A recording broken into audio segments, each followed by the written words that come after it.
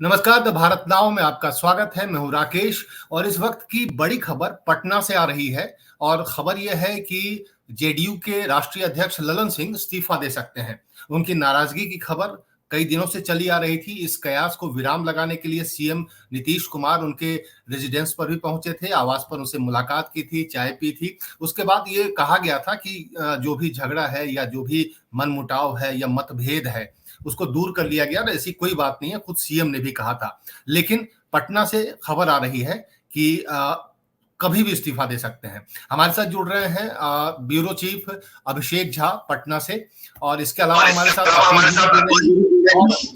जुड़ेंगे। सबसे पहले सवाल क्या है पूरा मामला? एक बार सवाल जरा दोहराएंगे सर आप? ललन सिंह को लेकर क्या खबर है?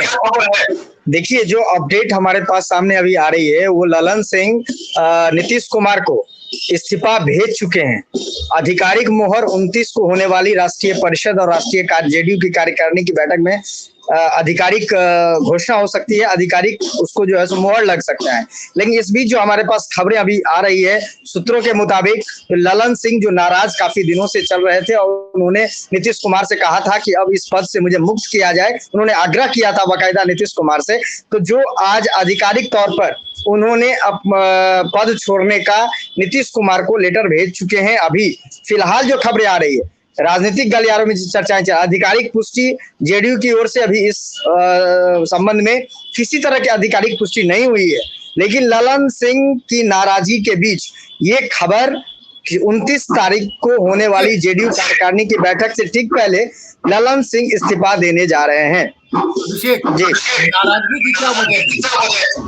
देखिए, नाराजगी की आधिकारिक क्या अंदरूनी क्या मामला है ये तो बाद में स्पष्ट हो पाएगा, लेकिन जो राजनीतिक गलियारों में चर्चाएं हैं वो दो बातें हैं। एक तो जो मंत्री अशोक चौधरी हैं जो पिछड़ा समाज से आते हैं, उनको लेकर के और ललन सिंह के बीच आज से तकरीबन कुछ महीने पहले जमुई दौरे पर अशोक चौधरी हुआ करते थे। उस वक्त ललन सिंह ने कहा था जो आप बिना हमारे जानकारी का, बिना पार्टी के शीर्ष नेतृत्व के जानकारी का आप जमुई दौरा क्यों कर रहे हैं बार बार, आखिर क्या मंशा है आपकी? तो उन्होंने कहा था जो भाई दौरा करने के लिए हमको आपसे अनुमति लेने की जरूरत नहीं है।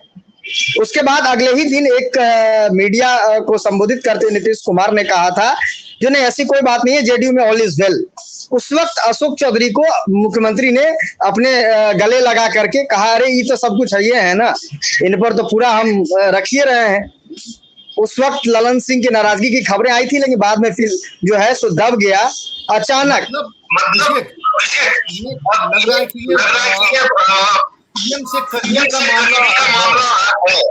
जी, ये एक राजनीतिक गलियारों में चर्चा है। आधिकारिक तौर पर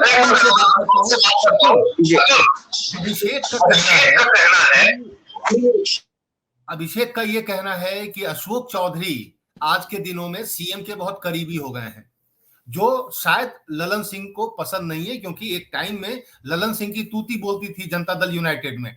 उसके बाद उनका आपस का जो विवाद है वो बढ़ा है। जमुई दौरे को लेकर ललन सिंह ने कहा कि अशोक चौधरी जी, आपको दौरा करना है तो पहले सरकार से, पार्टी से आपको परमिशन लेनी चाहिए। शायद उनको पसंद नहीं था कि वो दौरा करें, लोगों के बीच जाएं, संपर्क करें। और ये विवाद इसलिए भी उठाया गया क्योंकि सीएम से वो करीबी हो रहे थे। आपको याद होगा वो तस्वीरें जब एक बार सीएम नीतीश कुमार अशोक चौधरी को गले लगा रहे थे पत्रकारों के सामने। तो इस नाराजगी के बाद अगर ललन सिंह छोड़ते हैं तो जेडीयू को नुकसान कितना होगा, बीजेपी को फायदा कितना होगा? अतुल जी। देखिए राकेश जी, ये एक चर्चा तो चल रही है राजनीतिक गलियार में, जैसे अभिषेक ने भी बताया, और कहीं ना कहीं ललन सिंह बीजेपी के संपर्क में भी हैं और वो शायद कोई भूमिका बांध रहे हैं इस चीज के लिए कि भाई वो किसी बहाने से इस समय नीतीश से पीछा छुड़ाएं, क्योंकि नीतीश की स्थिति जो देखा जाए, राजनीतिक तौर से देखा जाए तो दिन प्रतिदिन कमजोर होती जा रही है, क्योंकि इंडिया गठबंधन की शुरुआत उन्होंने की थी, उन्होंने इनिशिएट किया था सारी चीजों का। लेकिन उसके बाद क्या हुआ, जब वहां पे प्रधानमंत्री पद का कोई दावेदार आया तो कांग्रेस ने खड़गे को बना दिया ममता के कहने पर। तो कहीं ना कहीं ऐसा लग रहा है कि नीतीश अपनी महत्वाकांक्षा जो है, नीतीश की जो अपनी महत्वाकांक्षा है, इसके चलते कहीं ना कहीं जनता दल यूनाइटेड के अंदर आने वाले दिनों में जो ललन सिंह का एपिसोड हो रहा है, ऐसे हो सकता है कई एपिसोड और दिखें। और जहां तक अशोक चौधरी की बात है और नीतीश की नजदीकों की बात है, अशोक चौधरी कितने रिलायबल हैं, क्योंकि अशोक चौधरी कांग्रेस के भी अध्यक्ष रह चुके, कांग्रेस के कार्यकर्ता थे, और उसके बाद वो जनता दल यूनाइटेड में वहां पे भी मंत्री पद की मलाई भी ले रहे हैं, और नीतीश के करीबी होने का जो एक प्रोजेक्शन पता चल रहा है वो भी है। तो कहीं ना कहीं ये देखना दिलचस्प होगा कि ललन सिंह अगर इस्तीफा देते हैं तो उसके बाद जाते कहाँ हैं, क्योंकि वो भी कोई ना कोई घर तो ढूंढेंगे, सड़क पे तो आने से रहे ललन सिंह, तो उनको उस दाव पर ही कहीं ना कहीं डिपेंड करेगा कि आगे चलकर नीतीश को कितना नुकसान इस बात से हो सकता है। बिल्कुल। एक बार मैं सीमा को जोड़ता हूं इस मुद्दे पर, क्योंकि सीमा ने अभी हाल ही में एक खबर भी लिखी थी कि ललन सिंह और सीएम नीतीश को लेकर क्या कुछ चल रहा है। सीमा, क्या लग रहा है जो अब खबर आ रही है कि ललन सिंह इस्तीफा दे सकते हैं, क्या लग रहा है इस खबर को लेकर? देखिए, जब तक 29 तारीख को कार्यकारिणी की बैठक नहीं हो जाती तब तक ये सारी चर्चाएं चलती ही रहेंगी। अभी जब शनिवार के दिन नीतीश ललन सिंह से मिलने पहुंचे थे रविवार के दिन, उस दिन ललन सिंह से जब कार्यकारिणी की बैठक के बारे में पूछा गया तो मीडिया से काफी नाराज हो गए थे, ये कहते हुए कि भाई अभी से सब चीज क्या डिस्कस होगी आपको बता दे तो फिर बचेगा क्या। मुझे ऐसा लगता है, और अगर थोड़ा-सा पीछे जाएँ तो जब अभी 6 दिसंबर को जो भारत इंडिया गठबंधन की बैठक की बात हो रही थी कि नीतीश नहीं जा पाएँगे, तब जो नाम सामने आया था, वो नाम जो था वो ललन सिंह का ही था कि यही जाएँगे, नीतीश नहीं जाएँगे। मुझे ऐसा लग रहा है कि ललन सिंह की नाराज़गी की जो खबर है, उसको ज़रा बढ़ा-चढ़ा कर बताया जा रहा है। हो सकता है कि कुछ कमेटियाँ जो इंडिया गठबंधन की बनने वाली हैं, उसमें भेजे जाने के लिए भी ललन सिंह को कंसीडर किया जा रहा हो, क्योंकि इस वक्त किसी का पार्टी छोड़कर बिहार जैसे स्टेट में जहां पे बीजेपी मुद्दों के लिए बहुत स्ट्रगल कर रही है, वहां किसी का नीतीश को छोड़कर, तेजस्वी को छोड़कर बीजेपी में चला जाना मुझे लॉजिकल नहीं लगती ये चीज अभी इस वक्त। और ललन सिंह जो है वो एक सीजन पॉलिटिशियन है, मुझे नहीं लगता कि वो समाजवाद की विचारधारा को छोड़कर एकदम से बीजेपी में कूदने की कोशिश करेंगे।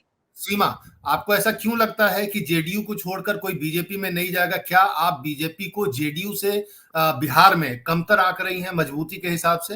देखिए, बिहार में इस वक्त बिहार में बीजेपी इस वक्त सिर्फ एक ऐसी पार्टी है जो सिर्फ अफवाहों पे जिंदा है, जो बयानों पे जिंदा है। बिहार में बीजेपी जमीन पर इस वक्त कहीं है नहीं, आप ये मान लीजिए।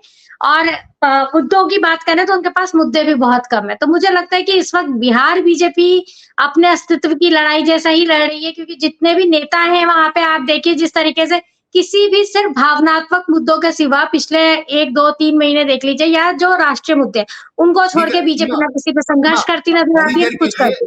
थोड़ी देर के लिए ललन सिंह का मुद्दा छोड़कर अभिषेक से पूछते हैं कि बिहार में स्थिति क्या है बीजेपी की। अभिषेक, बिहार में बीजेपी की क्या स्थिति है? क्या जेडीयू से कमतर आंका जा रहा है? देखिए, बिहार में बीजेपी की स्थिति इस बात से अंदाजा लगाया जा सकता है कि बीजेपी अपने पांव खड़ी नहीं हो सकती किसी भी स्थिति में। जो मुख्य मुद्दे थे, जाति जनगणना हो, उसके बाद जो है सो तमाम ऐसे शराबबंदी हो, जहां सहमति बीजेपी के सहमति बगैर नीतीश कुमार ने फैसला नहीं लिया था। सभी पार्टियों की कंसेंसस के बाद ही नीतीश कुमार ने फैसला शराबबंदी का भी लिया। जाति जनगणना को भी विधानसभा में सभी पार्टियों का समर्थन मिला, उसमें बीजेपी मौजूद थी। अब ऐसी स्थिति में बीजेपी के पास जो अहम मुद्दा है वो कहीं ना कहीं खिसकते हुए नजर आया, जो नीतीश कुमार ने छीन लिया। अब यदि इस शब्द का इस्तेमाल करें तो गलत नहीं होगा, छीनने का शब्द का इस्तेमाल। तो अब बीजेपी के पास जो सीमा जी अभी बोल रही थी वो बिल्कुल सही बोल रही थी। जो बीजेपी के पास सिर्फ पोलराइजेशन को छोड़ करके कोई ऐसा अहम मुद्दा नहीं बच गया है जिसको लेकर के वो जनता के बीच जाए। हालांकि कोशिशें पुरजोर है, जिस हिसाब से बीजेपी फॉरवर्ड कास्ट को साधने की कवायद में जुटी हुई है, भूमियार हो, ब्राह्मण हो, राजपूत हो, ये तमाम जो पार्टियां तमाम जो जातियां हैं उनको साधने की कवायद में बीजेपी शीर्ष नेतृत्व भी जुटी हुई है। आप पिछले दिनों में देख सकते हैं सम्राट चौधरी ने कई ऐसे फॉरवर्ड कास्ट के नेता लीडर को जो है सो अपने पार्टियों में जो है सो सम्मिलित किया है। तो ऐसी स्थिति वाले मुद्दे पर अतुल से राय ले लेते हैं। अतुल जी, जैसा अभिषेक भी बता रहा है, सीमा की भी यही राय है कि बीजेपी अपने दम पर बिहार में कुछ नहीं कर सकती। ऐसी स्थिति में जेडीयू जैसे मजबूत पार्टी से किसी का टूटकर बीजेपी में जाना, कोई इसका कोई मतलब नजर आ रहा है आपको? इसकी कोई उसको आप कह सकते हैं, क्या ये लॉजिकल है? देखिए, राजनीति में लॉजिक्स ढूंढने का ना अभी कोई बहुत ज्यादा अर्थ रह नहीं गया है। राजनीति बिल्कुल इलॉजिकल ही हो गई है, लॉजिक का इसमें कुछ नहीं है। और जहां तक मेरा मानना है कि बिहार का जो मतदाता है वो बहुत ज्यादा चैतन्य है। बिहार में राजनीतिक और रूप से ना लोगों में बड़ी चेतना है। और मुझे लग रहा है कि पिछले कुछ समय में राजनीति में भी समीकरण बदल रहे हैं। कास्ट की जो जाति जनगणना की जिसकी बात कर रहे थे, जो विधानसभा चुनावों से पहले जिसको बहुत उछाला गया था कि जातिगत जनगणना की जाएगी, कांग्रेस ने अपने मैनिफेस्टो में कई जगह कहा, बिहार में तो ये चीज शुरू भी हो गई। तो मेरा मानना यह है कि बहुत सारे मुद्दों को अगर मिलाकर देखेंगे तो बिहार देश की राजनीति से अलग नहीं जाने वाला। और कहीं ना कहीं उसको ये लग रहा है, क्योंकि अगर आप देखें 3 राज्यों में जो बिहार में जो भाजपा ने मुख्यमंत्री बनाए हैं, उसमें से आपको एक मुख्यमंत्री तो यादव मुख्यमंत्री दिया है मध्य प्रदेश में, एक ब्राह्मण मुख्यमंत्री दिया है, एक आदिवासी मुख्यमंत्री दिया है।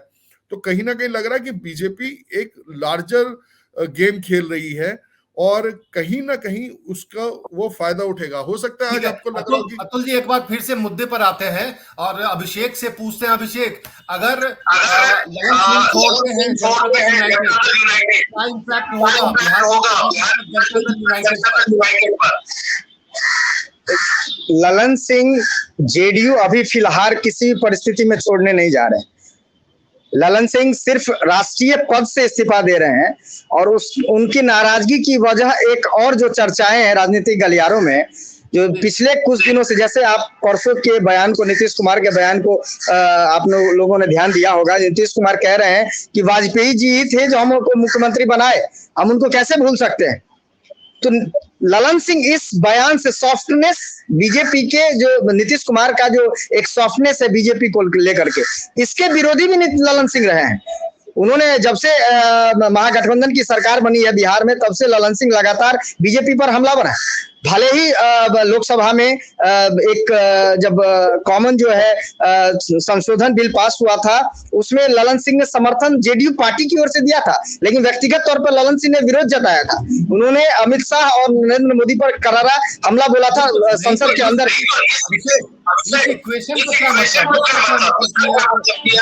नहीं, व्यक्तिगत तौर पर ललन सिंह जिस तरीके से पिछले लगातार महागठबंधन की सरकार बनने के बाद लगातार जिस तरीके से वो हमलावर हैं बीजेपी पर, उससे ऐसा लग रहा था जो अब फिलहाल एनडीए सरकार में वापसी, एनडीए में वापसी नीतीश कुमार की को लेकर के भी उनकी नाराजगी है।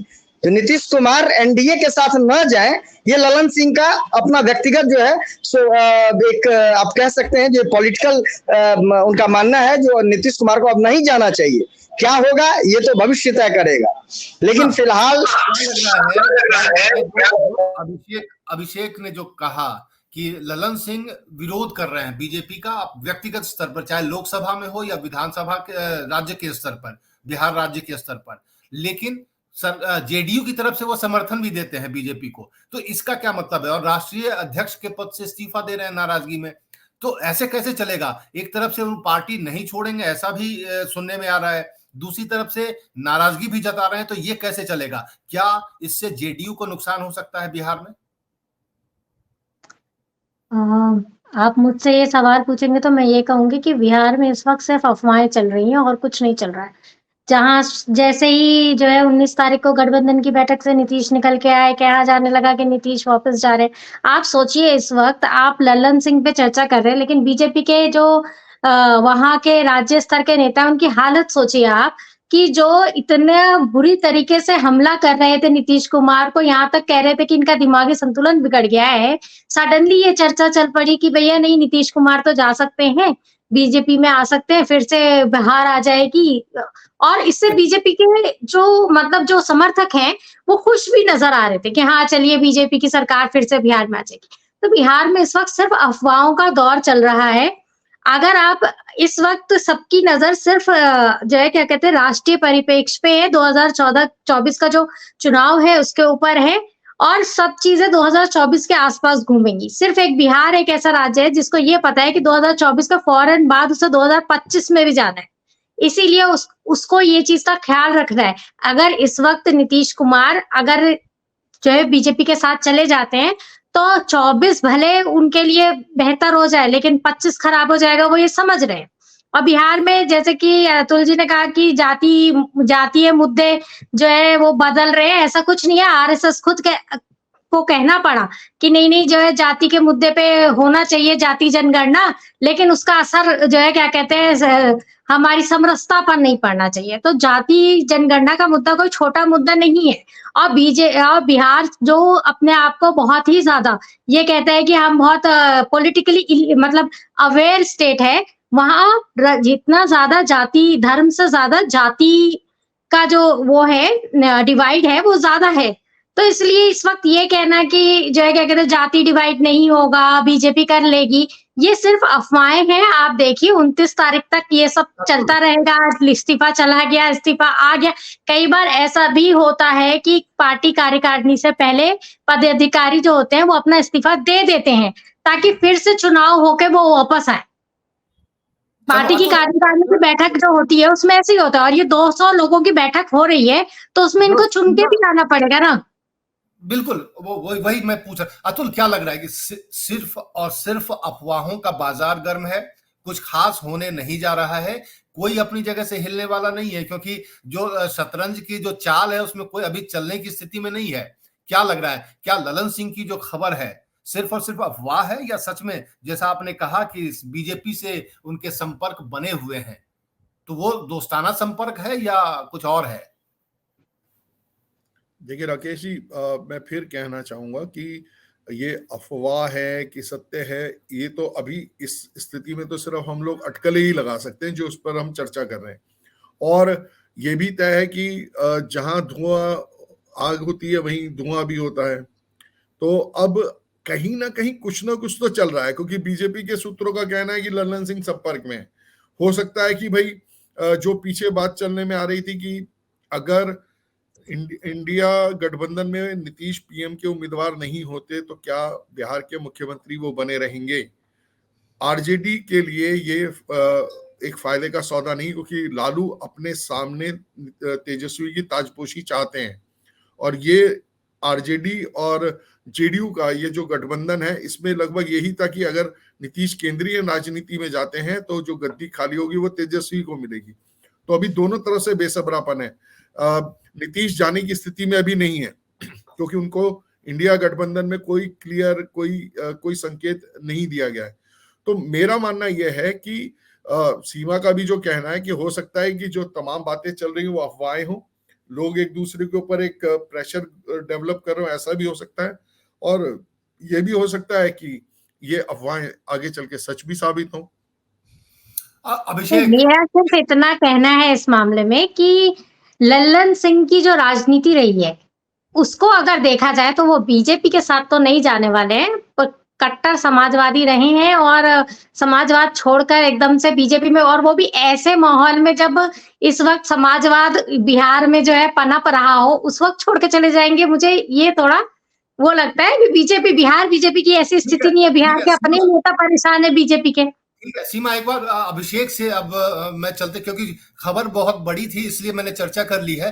क्या लग रहा है अभिषेक, क्या सच में ये सिर्फ और सिर्फ अफवाह है कि वो छोड़ सकते हैं पार्टी, या ऐसा लग रहा है कि सचमुच में कुछ होने वाला है? 2024 को साधने की कवायद है। तमाम पार्टियां अपने अपने हिसाब से जो है सो तैयारियों में जुट गई है, उसमें जेडीयू भी शामिल है। नीतीश कुमार लोकसभा चुनाव को लेकर के रणनीति तय कर रहे हैं। इसी बीच 29 दिसंबर को राष्ट्रीय कार्यकारिणी की बैठक होनी है। ललन सिंह की नाराजगी की खबर यही है जो वो बीजेपी के साथ एनडीए में नीतीश कुमार को वापस जाने नहीं देना चाह रहे हैं। ऐसी खबरें, ऐसी चर्चाएं हैं। तो कुल मिलाकर के 24 के फैसले को साधने की कवायद है, जिसपे 25 डिपेंडेंट है। तो ये कुल मिलाकर के बस चुनाव को लेकर के जो है तमाम जो है कवायद है। लेकिन बिहार में राजनीतिक रूप से कुछ बड़ा होने वाला है, ये अब साफ हो चुका है, खास करके जेडीयू पार्टी में। चलिए, बहुत बहुत शुक्रिया अभिषेक की तमाम जानकारी के लिए। अतुल जी, आपका भी जुड़े आप हमारे साथ इस बहस में, और सीमा आपका भी बहुत बहुत शुक्रिया। तो कुल मिलाकर कुछ बड़ा होने वाला है, ऐसा हमें अभिषेक बता रहे हैं, और ललन सिंह वाली खबर सामने आ ही गई है। सच्चाई कितनी है, कुछ दिनों में, कुछ ही देर में ये पोस्ट हो जाएगी खबर, ये सही है या गलत है। लेकिन कुल मिलाकर ये जरूर है कि बिहार में कुछ बड़ा होने वाला है, जैसा कि अभिषेक ने कहा। तो इंतजार कीजिए कि बिहार में क्या बड़ा होने वाला है। तब तक के लिए हमारे साथ जुड़े रहिए और देखते रहिए द भारत नाउ।